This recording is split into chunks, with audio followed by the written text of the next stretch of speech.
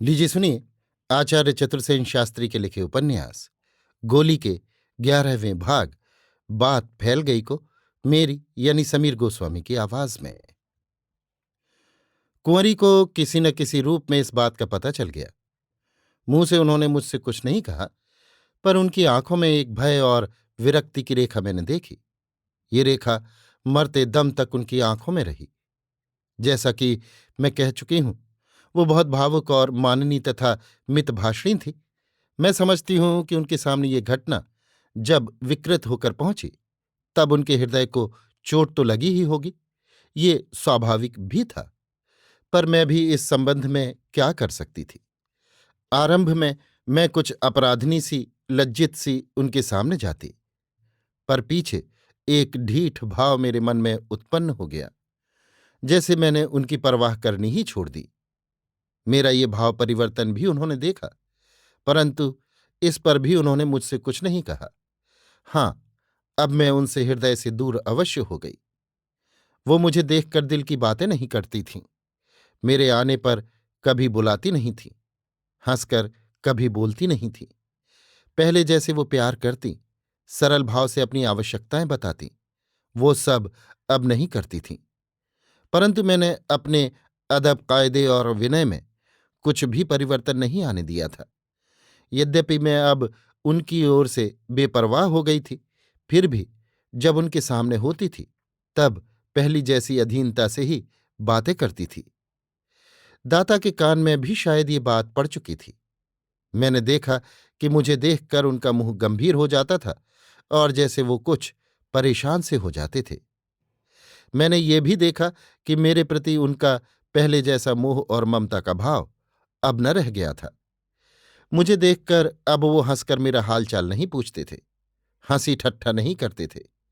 असल बात ये थी कि वो अपनी पुत्री को बहुत चाहते थे। पुत्री मैं भी उन्हीं की थी, पर बिना माता की अपनी उस पुत्री के प्रति उनके मन में बड़ी गाढ़ी प्रीत थी। वो उनकी एकमात्र संतान भी तो थी।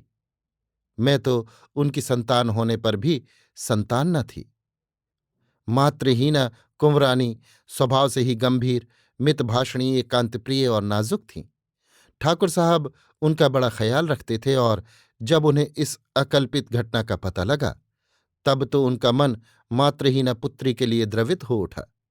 उन्हें कुछ ऐसा प्रतीत हुआ कि जैसे यहीं से, विवाह से पूर्व, सौभाग्योदय से पहले ही उनकी प्रिय पुत्री का दुर्भाग्य उदित हो गया। पर प्यार उनका मेरे प्रति भी कम न था। कुंवरानी के बाद मैं ही तो उनकी आत्मीय थी, जिनमें उनके रक्त का अंश था। फिर उनकी सेवा और आवश्यकताओं का मैं ही सबसे अधिक ख्याल रखती थी। कब, कहाँ, क्या वस्तु दाता को चाहिए, ये मुझसे अधिक कौन जानता था। दाता भी ये बात जानते थे, इसी से वो मुझे देखकर प्रसन्न रहते थे। उनकी उदासीनता देखकर भी मैंने अपना भाव बदला नहीं। उनकी सेवा शुश्रूषा वैसे ही यत्न और तत्परता से करती रही। फलतः मेरे प्रति उनकी उदासीनता देर तक टिकी नहीं रही और वो फिर मुझसे उसी भांति खुश रहने लगे। ऐसा प्रतीत हो रहा था जैसे मेरे विषय में भी उन्होंने मन ही मन में कुछ वैसा ही निर्णय कर लिया था जैसा कुंवरानी के संबंध में। धीरे धीरे विवाह की चर्चा और तैयारियां सरगर्मी से होने लगीं। नए वस्त्र, नए आभूषण, नए सामान जुटाए जाने लगे।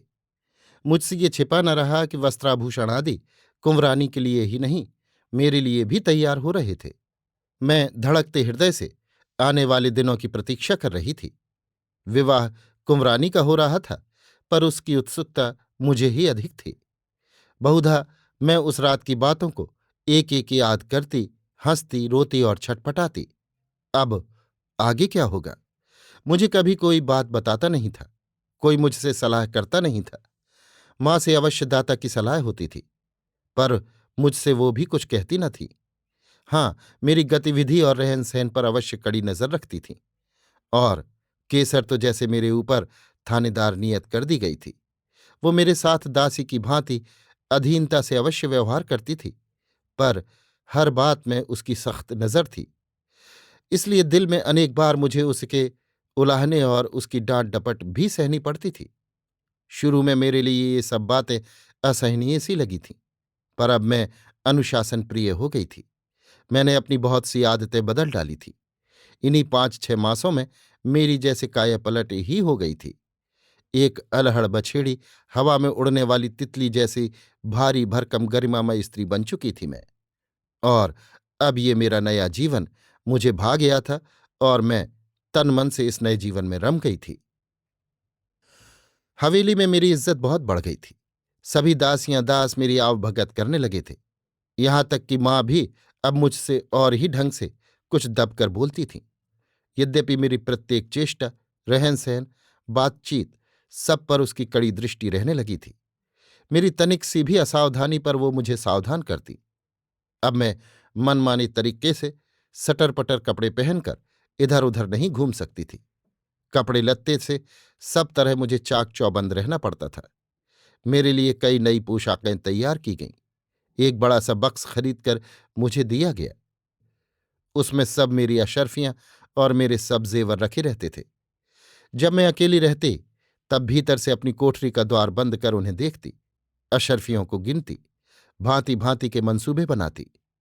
मैं नहीं जानती थी कि मेरा भविष्य क्या होगा, परंतु एक बहुत बड़ी बलवती आशा मेरे हृदय में जमकर बैठ गई थी और भीतर ही भीतर मैं अपने को कुछ असाधारण सा अनुभव करती थी। परंतु इस संबंध में किसी से मैं कुछ कहती सुनती नहीं थी। केसर अब अधिकतर मेरे ही पास रहती थी। वो अब एक दासी की भांति मेरी सेवा करती, अधीनता और आदर से बातचीत करती थी। वो मुझे रानी जी कहकर संबोधन करती थी। पहले उसका ये संबोधन मुझे व्यंग्य सा प्रतीत होता था, किंतु अब जैसे मैंने अपना ये नया नाम स्वीकार कर लिया था और कभी कभी सचमुच मैं रानी की ही भांति व्यवहार करती और अपने को रानी ही समझती थी। माँ और केसर मेरी सभी हलचल और छोटी छोटी चेष्टा का पूरा ध्यान रखती थीं और अब मैं भी जैसे अपना गौरव समझ गई थी और उसी के अनुसार रहने व्यवहार करने लगी थी।